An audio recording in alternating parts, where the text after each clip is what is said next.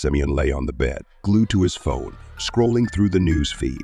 It was getting late, and he decided to stop the mindless scrolling and embrace the blissful sleep, especially since tomorrow was his day off. Placing the phone on the nightstand, he closed his eyes, ready to drift into a peaceful slumber.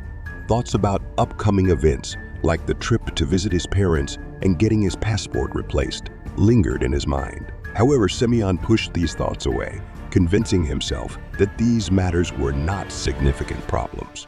He then shifted his focus to thoughts of his significant other, reminiscing about moments from their meeting today and chastising himself for his behavior. A childhood memory also crossed his mind. After half an hour of diving into his memories, Semyon decided it was time to stop and clear his mind of any further contemplation, transitioning into thoughts of sleep. He was on the verge of drifting off when suddenly his heart started pounding fiercely. He realized that his sleep had completely dissipated. Attempting to relieve the tension with a strong cough, Semyon struggled, but it only helped briefly. 3 hours of desperate struggle for sleep followed. Intrusive thoughts continued to seep into his mind, and he could hear the ticking of the wall clock. Semyon was nearly losing his composure when he remembered that the wall clock had been broken for 3 months due to a drained battery. Initially, this realization startled him, but he quickly came up with a somewhat irrational explanation. Maybe something got stuck in them. I'll have to check tomorrow. 10 minutes later, he heard a strong cough echoing through the entire apartment. It scared him more than the clock ticking, but he quickly justified it by blaming poor sound insulation and assuming the neighbor was coughing now. His heart continued to race, despite rationalizing the events around him.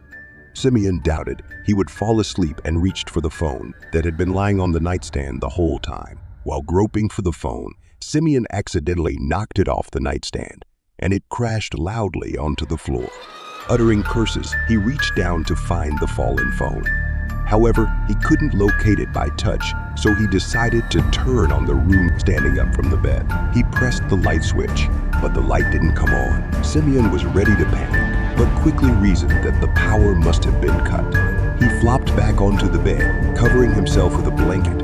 The sound of the wall clock ceased. The phone on the floor started vibrating. Semyon didn't feel like getting out of bed. His heart was pounding even harder, but he decided to wait until the phone stopped vibrating. After some time, the phone fell silent. There was no more ticking from the wall clock, nor the loud coughing of the neighbors. Semyon returned to a pre-sleep state, almost convincing himself that everything that had happened was a result of a bizarre coincidence. With this thought, he fell asleep. Waking up sometime after noon, Semyon picked up the phone that had fallen during the night and saw a missed call from an unknown number. His first instinct was to call back out of curiosity.